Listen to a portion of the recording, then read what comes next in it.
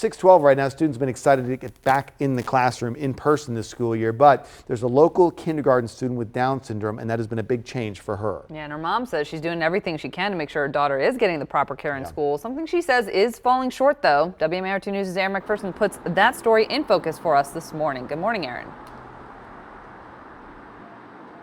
Good morning, Megan and Christian. Well, this little girl is a ball of energy. She just wants to explore her new school, and something she's actually done several times on her own without adult supervision. And her mother is concerned for her daughter's safety since she says she's supposed to have one-on-one supervision.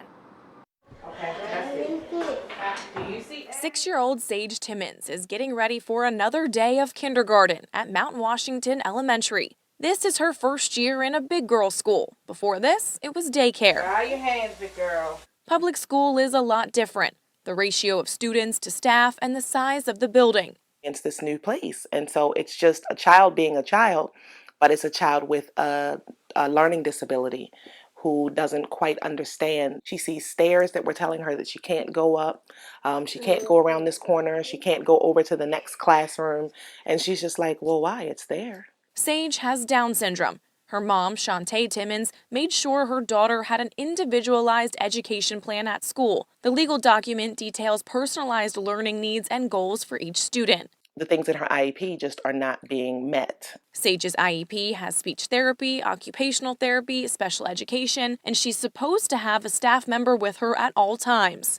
The one-on-one is specifically a para to be with her all day long, to go with her throughout the school day, to help her to sit and write and focus in the circle time and, learning time so that she can do what the other children do. If we're practicing inclusion, then she needs something to help her be included.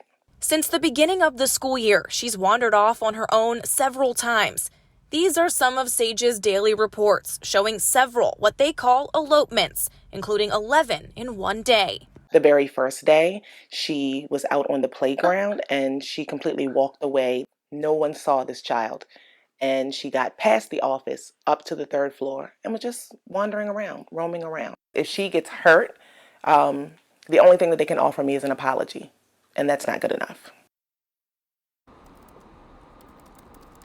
Now, Timmons stressed she wants the school district to step in and do something. She said that she's reached out to the public school district for Baltimore City Public Schools, as well as the Maryland State Department of Education. Now, we reached out to both of those organizations as well. They both said they can't comment on this specific case, but BCPS did tell us that they take IEPs very seriously. And MSDE said once a complaint is filed, it takes 60 days for the investigation. And they also stressed that there is a shortage for teachers right now, in special education teachers specifically.